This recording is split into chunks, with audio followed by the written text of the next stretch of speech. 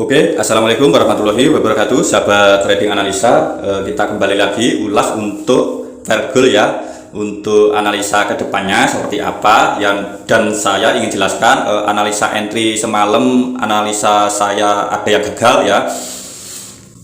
Tentu di sini akan saya ulas di video kali ini ya. Yang jelas di sini ya, di time frame daily ini ya, di time frame daily ini dia membentuk sebuah setup CP1 B ya, ini di grup sudah saya jelaskan ya di video ya.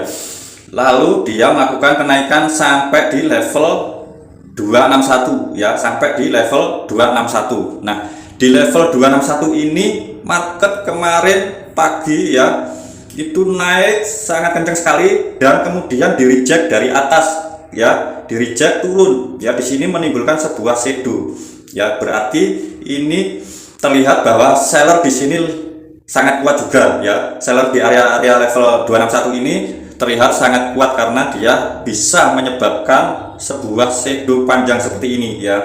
Ini sangat kuat sekali dan level 261 ini benar-benar direspon oleh market ya. Oke, di sini kita sudah mengambil data bahwa market sudah sampai di level 261 di time frame daily ya. Tapi kenapa semalam saya open posisi B di area SNR US ya? Tentu itu sudah sesuai dengan plan saya ya. Jadi metode saya ada kalanya gagal. Dan apakah saya akan merubah metode tersebut di saat gagal? Tentu tidak ya, karena itu sudah menjadi bagian dari perjalanan plan saya ya. Jadi seperti itu.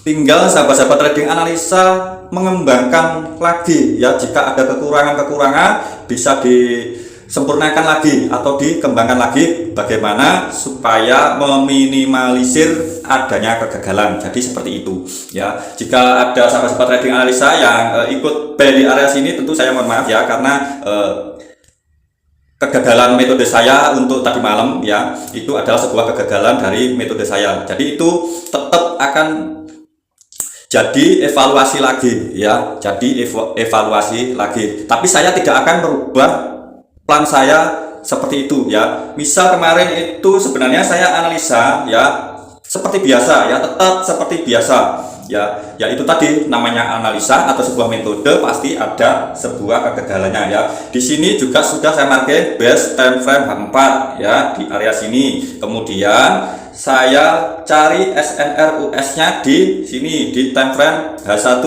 yang bertepatan dengan base H4 tadi dan ternyata berada di area sini. Maka dari itu saya berani open posisi B di area sini ya, itu sudah sesuai dengan rule saya ya. Ditambah dengan adanya sebuah bos B di sini ya.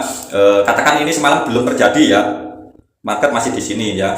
Di sini dia membuat sebuah bos ya, membuat bos, tapi di sini juga ada sebuah low valid yang eksternal ya. Di sini ada low valid yang eksternal di area sini ya.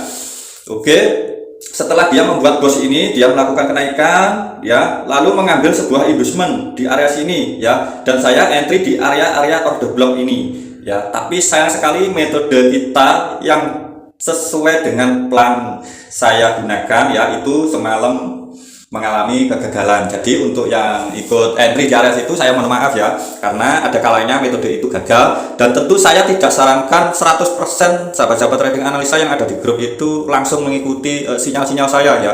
Kalau bisa itu dikembangkan lagi ya, kalau bisa ya, dipahami, dikembangkan lagi, dimana kekurangannya itu dievaluasi ya, seperti itu ya. Jadi yang jelas untuk entry saya yang tadi malam gagal dan saya langsung tutup market ya, seperti itu, karena plan saya gagal di situ ya, metode saya.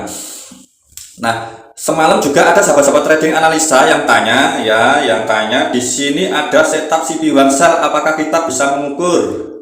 Nah, saya juga sudah menjawab bisa, karena area ini ya, level-level ini sudah masuk di time frame daily level 261 ya. Saya jawab semalam itu bisa diukur ya. Tapi kenapa saya open posisi B di sini ya? Ya itu tadi alasan yang pertama, sesuai dengan plan saya tidak merubahnya ya. Cuma take profit memang semalam saya taruh di area-area sini ya, tidak terlalu jauh karena saya ingin mengambil retestnya untuk sell juga ya, sebenarnya seperti itu. Tapi ternyata market langsung break terlebih dahulu mengambil L saya ya. Jadi untuk pertanyaan semalam ya sudah saya jawab di grup, dan ada pertanyaan lagi di sini, ada dominan break sell ya dan mampu break CP1-nya, apakah benar ya? Ini sangat benar sekali, dimana ada dominan break sell dan mampu break CP1-nya itu jauh lebih kuat ya. Sebenarnya saya sering katakan seperti itu ya, tapi kenapa saya mengambil open posisi bear ya, itu tadi alasan saya sudah sesuai dengan plan saya. Setidaknya nanti juga ada struktur internalnya, tapi dia semalam tidak membentuk struktur internal ya. Jadi seperti itu. Nah, untuk analisa sekarang ya, untuk analisa sekarang tentu di sini dia waktu break yang semalam ini ya, yang break ini dia sudah membuat cok ini menjadi konfirmasi struktur sell ya. Ini struktur konfirmasi sell ya. Untuk kita mengacu pada Fibo, sebenarnya di sini sudah menjadi konfirmasi sell ya. Jadi setup Fibo itu jauh lebih duluan untuk mengidentifikasi adanya setup reversal ya. Jadi seperti itu. Jika struktur market kita menunggu terbentuknya cok terlebih dahulu ya. Jadi seperti itu. Ya, ini konfirmasi sell mengacu pada setup Fibo Musang dan struktur market atau SMC ya. Jadi seperti itu. Jika kita melihat ya, setelah adanya cok seperti ini ya, berarti ini kan sudah menjadi konfirmasi struktur sell ya, sudah menjadi konfirmasi struktur sell.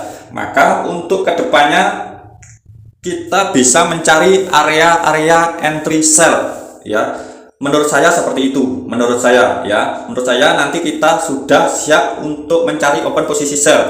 Jadi di sini saya akan analisa ulang kembali ya. Oke.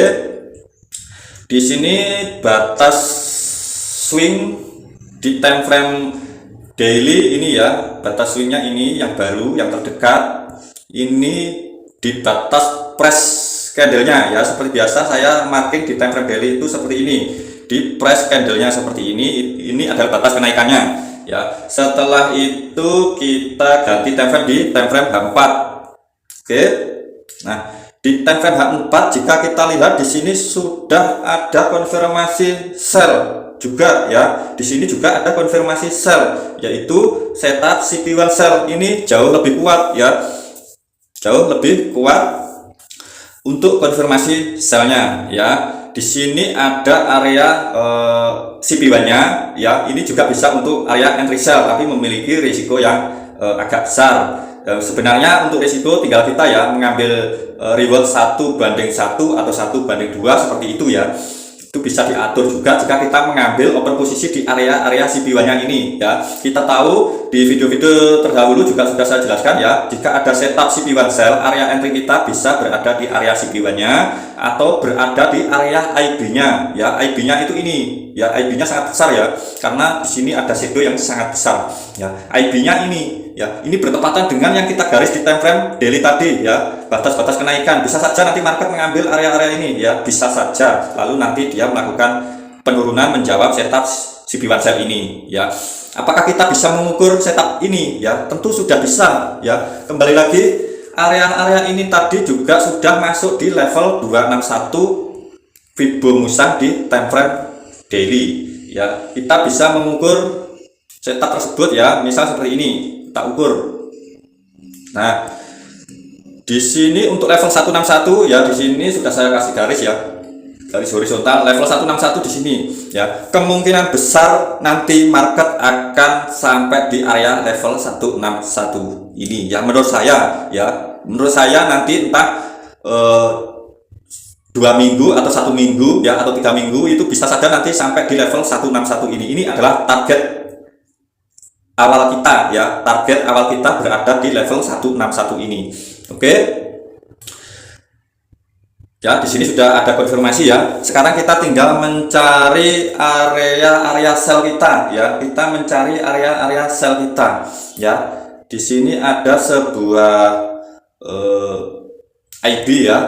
IB, sayangnya IB ini sangat besar sekali ya, karena shadownya sangat panjang ya.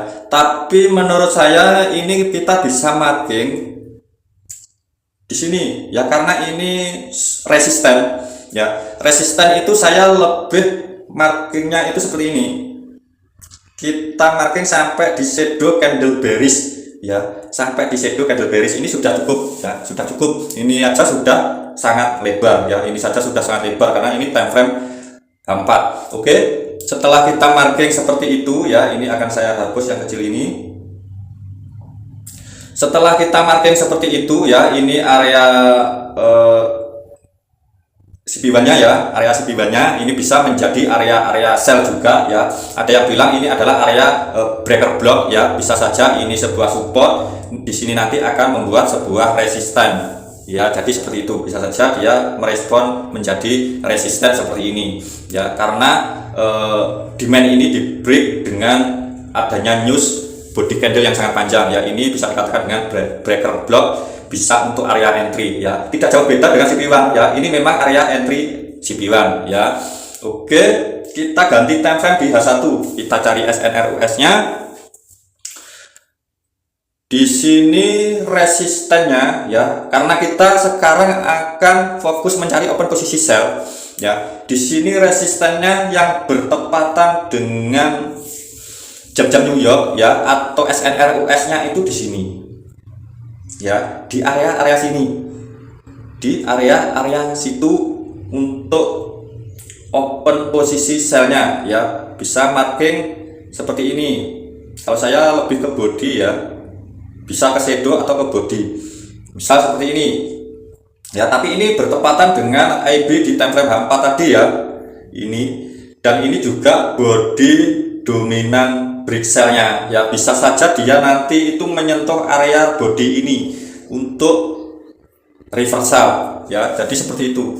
Kenapa? Karena menurut saya ini setup CP1 sell ini yang di time frame H1 ini masih belum sampai di level 161 ya. Ini masih belum sampai di level 161. Bisa saja market itu merespon candle CP1 tadi di sini, lalu dia sampai di level 161 ya. Lalu nah seperti ini, mengambil area entry kita di sini, bisa saja seperti itu. Atau bisa saja dia langsung mengambil entry kita di sini ya, bisa saja dia mengambil entry kita di sini. Tapi ingat, di sini ada candle bearish yang besar. Jika ini nanti mampu di break dengan body candle ini menjadi setup dominan break bear. Nah, kita bisa mengukur level 100 dan level 0, dan nanti di level 161 inilah area entry kita untuk melakukan open posisi sellnya ya. Jadi seperti itu ya. Untuk analisa saya ke depannya, kita akan fokus mencari open posisi sell, karena di sini juga sudah terbentuk chart, dan di time frame H1 ini ada setup CP1 sell yang belum mencapai level 161, dan di time frame H4 tadi ada level ini ya, di level ini tadi level 161-nya ya, hampir sejajar dengan level 261 ya. Bisa saja nanti market akan sampai di area itu ya. Jadi target kita nanti berada di situ. Oke, jadi untuk area entry kita bisa mencari area ya. Ini akan saya markingkan sekalian untuk area open posisi sell ya. Ini juga terbilang masih fresh. Kenapa saya mengambil di situ, bukan di area SNRUS-nya? Karena ini juga terbentuk di body CP1, body apa ini? Di body dominan break sell ya, di body dominan break sell ya. Target kita pertama itu di level 161 ini terlebih dahulu ya. Target kita itu bisa di level 161 terlebih dahulu ya. Jadi seperti ini. Jadi di sini ada dua area entry ya. Di sini ada dua area entry, yang satu berada di area sini, di area SNRUS-nya. Tetap ya, untuk take profit pertama kita mengambil ini ya, di level 161 ini untuk take profit pertamanya ya. SL bisa ditaruh di atasnya sini ya. Ini perbandingannya sudah 1:5 ya. Ini perbandingannya sudah 1:5. Jadi Nah, bagaimana jika kita mengambil area CB1 tadi ya? Kalau kita mengambil area CB1 di time frame H4 ini ya, ini tadi kan area entry di CB1-nya atau di breaker blocknya. Itu kita hanya bisa mengambil entry itu mengatur risikonya saja ya. Kita hanya bisa mengatur risikonya saja. Misal kita mengambil target di 161 ya, misal. Nah, risiko kita tentukan ya, apakah 1:2 atau 1:1,5 ya, seperti itu. Misal seperti ini. Ini saya geser terlebih dahulu ya. Yang ini saya geser terlebih dahulu ke sini. Nah, seperti ini. Ini 1:2,5 ya, jika kita mengambil open posisi selnya di area situ. Karena di sini swingnya itu tetap ya, swingnya itu sangat tinggi. Jadi kita hanya bisa mengukur atau mengatur risiko dan rewardnya ya. Kita hanya bisa mengatur risiko dan rewardnya seperti itu. Jika kita entry di area breaker block ataupun CB1 ini ya, CB1 ini ya. Jadi seperti itu. Oke, untuk analisa kedepannya saya akan mencari open posisi sell ya, akan menunggu open posisi sell. Tentu dari trading analisa ingin selalu memberikan edukasi yang bisa bermanfaat, dan untuk sahabat-sahabat trading analisa yang nonton channel ini ataupun yang berada di grup ya, tetap sesuaikan dengan trading plan sahabat-sahabat trading analisa. Setelah itu ya, jika sahabat-sahabat trading analisa yang masih baru ya, tetap dipelajari, dipahami. Jika ada kekurangan tentu dikembangkan lagi. Jika analisa kita gagal tapi kita sudah backtest ya, tentu kita tidak boleh merubah sebuah SOP yang sudah kita tentukan ya. Karena sebuah SOP entry atau metode itu ada kalanya gagal. Jadi itu bagian dari perjalanan kita untuk trading ya. Jadi kita tidak boleh panik lalu mengganti sebuah metode tersebut ya. Ini sangat berbahaya ya. Saya ingatkan lagi, ini sangat berbahaya. Kita akan kembali lagi ke titik nol lagi ya. Kita akan kembali ke titik nol lagi jika kita merubah SOP yang sudah kita tentukan, yang kita sudah tahu probabilitasnya atau kita sudah tahu di hasil akhirnya itu seperti apa ya. Jika kita merubahnya, wah, ini justru akan sangat berbahaya ya, akan sangat berbahaya. Untuk sahabat-sahabat trading analisa yang kiranya masih pemula ya, itu saran saya seperti itu ya. Jangan anggap kegagalan metode yang sudah kita SOP-kan itu kita langsung ganti ya. Padahal ini adalah sebuah perjalanan dari trading kita ya. Perjalanan trading kita pasti ada kegagalan metodenya. Tidak ada metode yang 100% itu benar. Jadi seperti itu ya. Mudah-mudahan bisa bermanfaat untuk kali ini ya. Untuk sahabat-sahabat trading analisa, sebelumnya saya juga minta maaf jika ada kalanya metode saya itu ada gagalnya ya. Jika dilihat yang semalam juga ini saya mengalami risiko yang cukup besar ya. Sebelumnya saya juga mengambil entry buy ya, tapi di pagi hari waktu saya melihat market itu ada pembentukan formasi candle buy seperti ini, lalu saya ambil buy-nya ya. Saya hanya mengambil sedikit ya, seperti itu. Nah, di gambar ini sebelah ini ya ada profit saya di situ, tapi setelah itu saya terkena SL tadi malam ya, di area-area sini ya, di SNRUS yang sudah kita marking semalam ya.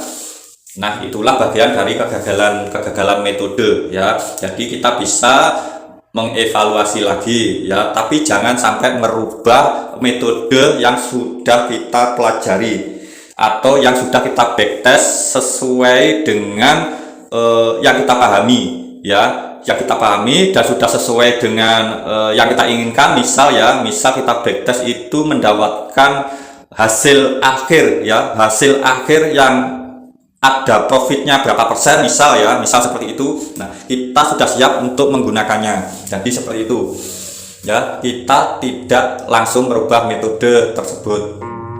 Oke, demikian dari trading analisa, mudah-mudahan bisa bermanfaat untuk video kali ini ya.